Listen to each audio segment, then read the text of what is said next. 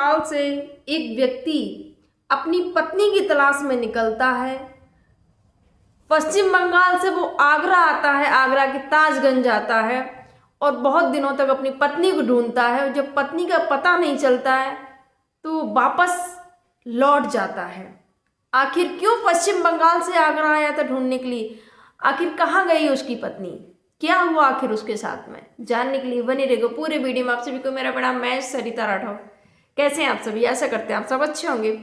Friends, आज की जो मैं सच्ची घटना बताने जो पश्चिम बंगाल से इसकी शुरुआत होती है।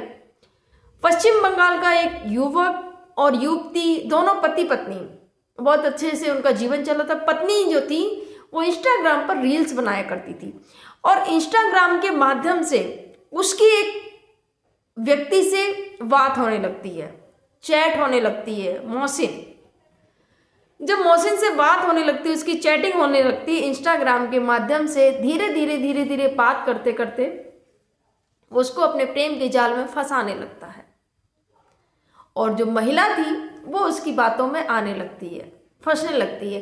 देखिए फ्रेंड्स, हमेशा बोलते हैं कि तालियां कभी भी एक हाथ से नहीं बजती हैं, हमेशा दोनों हाथों से तालियां बजती हैं। यहाँ पर सोचिए, आपको क्या लगता है? अगर आप महिला हैं, आपको लग रहा है कि कोई सामने वाला आपको बहुत ज़्यादा इम्प्रेस करने की कोशिश करता है, आपका बहुत ध्यान रख रहा है, आपको चांद तारे तोड़ के लाने के सपने दिखा रहा है और आप उसके सपनों में खो जाते हैं। किसी ने बोला कि मैं आपके लिए ये करूँगा, मैं वो करूँगा, मैं तो आपसे बहुत प्रेम करता हूँ, बहुत सारे सपने दिखाता है और आप उसके सपनों में खो जाते हैं। फिर आप नहीं देखते हैं कि वो सही बोल रहा है या गलत बोल रहा है। और सोचिए, जब आपकी शादी हो चुकी है और फिर शादी के बाद भी ये सब चीज़ें आ रही तो बहुत गलत बात है। पूरी पहले स्टोरी सुना देती हूँ क्या होता है उस महिला के साथ में।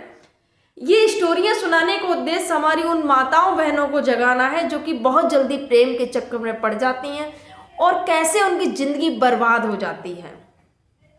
सोचिएगा क्या होता है। ये महिला जो कि मोहसिन था, इससे बात करने लगती हैं, जो कि आगरा का रहने वाला था, इससे बात करने लगती हैं और वो अच्छे से प्रेम का जो जाल होता है वो बिछा देता है। बोलता है कि मैं तुमसे बहुत प्रेम करता हूँ, तुम्हारे बिना रह नहीं सकता हूँ, अब तो हमें लगता है कि हमें चले जाना चाहिए यहाँ से। सोचिए, पश्चिम बंगाल से लड़की, वो महिला लड़की नहीं थी, महिला थी, शादीशुदा महिला, छोड़ के अपना घर परिवार पति सब कुछ छोड़ के उस मोहसिन के साथ में चली आती है ताजगंज, आगरा में। आगरा उत्तर प्रदेश में आ जाती है।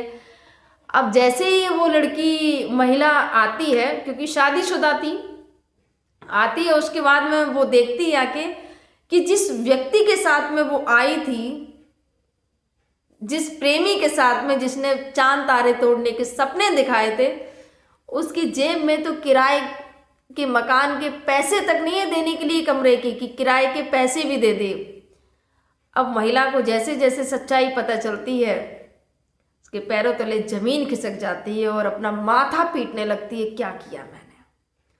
यहाँ पर जब ये महिला वहाँ से फरार होती है, पश्चिम बंगाल से इस प्रेमी के साथ में चली जाती है, तो पति को पता चलता है कि ऐसा ऐसा हुआ है। पति भी पीछे पीछे आता है और ढूंढने की कोशिश करता है, लेकिन जो फ़ोन था वो फ़ोन उसने ले लिया था। वो जो जिस व्यक्ति के साथ में आई थी, वो व्यक्ति उसका फ़ोन ले लेता है और कोई भी संपर्क नहीं होने देता है, कोई भी वो बात नहीं कर पा रही थी महिला, और ऐसी जगह पर लाके रख देता आके कि वो वहाँ से निकल नहीं पा रही, तो बंधक बना लेता उसको।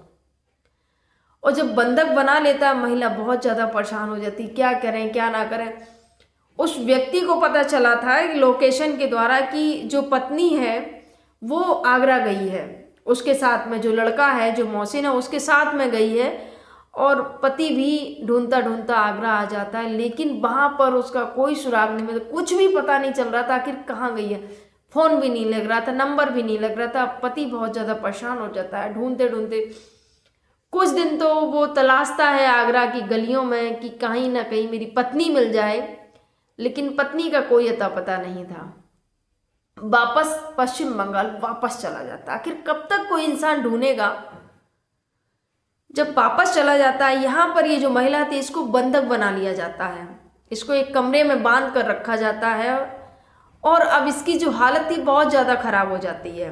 अब ये इसके पास पछतावे के अलावा कुछ भी नहीं रहा था कि अब करूं तो करूं क्या।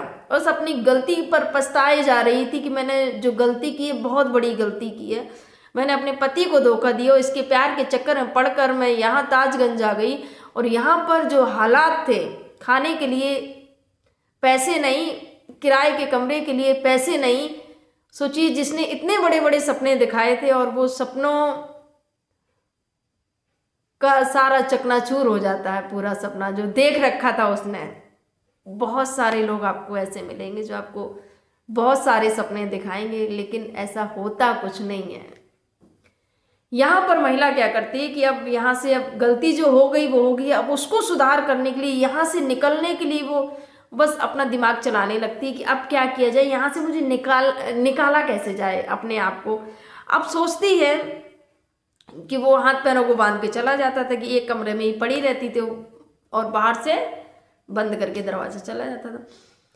अब वो महिला क्या करती है, एक दिन जब वो जाता है तो फिर सोचती है कि मुझे आज निकलना ही है यहाँ से, और निकल के वो क्या करती है कि अपने हाथ पैरों को खोल के और जो छत के सहारे से दीवार को कूद कर, क्योंकि दरवाजा तो बाहर से बंद, दीवार कूद कर वो बाहर निकल जाती है। उसके पास में एक भी पैसे नहीं थे, ना ही फ़ोन था कि वो बात कर सके। निकल कर जब वो बाहर जाती है तो लोगों से हेल्प मांगती कि मुझे साहब मुझे फ़ोन थोड़ा सा कर लेने दीजिए, मुझे बहुत ज़रूरी बात करनी है। एक व्यक्ति ने उसको फ़ोन दिया और उसने फ़ोन तुरंत अपने पति को लगाया कि ऐसे ऐसे करके मैं यहाँ पर फंसी हुई हूँ और मुझे बहुत ज़्यादा मदद की ज़रूरत है। तो जो हिंदू संगठन के जो लोग थे उन्होंने उसकी हेल्प की, उसकी मदद की, उस महिला की। और फिर जब पति को पता चला कि, तो पति पश्चिम बंगाल से वापस आता है और यहाँ आगरा अपनी पत्नी को लेने के लिए। सोचिएगा ऐसे ऐसे फ्रॉड हैं हमारे समाज में कुछ लोग, जो कि ये पहली घटना नहीं है।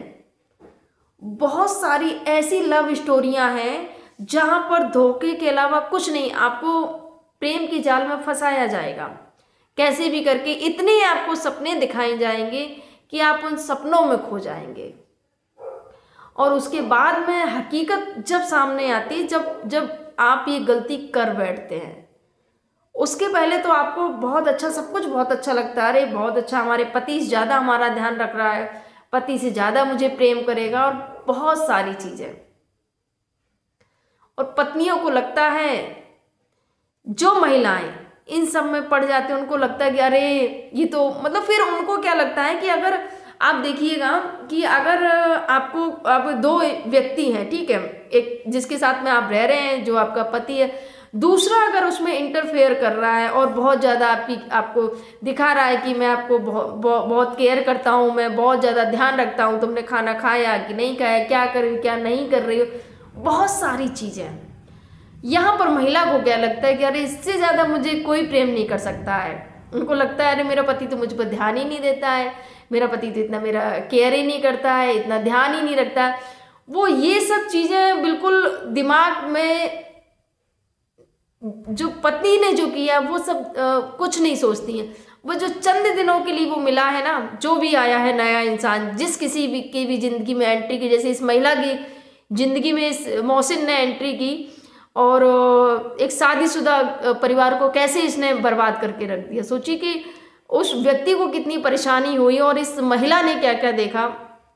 बंद इसको, इसके हाथ पैर बंद बांध कर इसको कमरे में रखा गया और इसको भी समझ में आ गया कि हाँ मैंने बहुत बड़ी गलती की। लेकिन और महिलाएं जो हैं हमारी, जिस महिला तक ये वीडियो जा रही, बहनों, इस स्टोरी के माध्यम से, इस वीडियो के माध्यम से बस यही कहना चाहूँगी, कभी भी किसी के प्यार के चक्कर में, किसी के झांसे में मत पड़िएगा। कुछ नहीं मिलने वाला है, केवल बर्बादी के।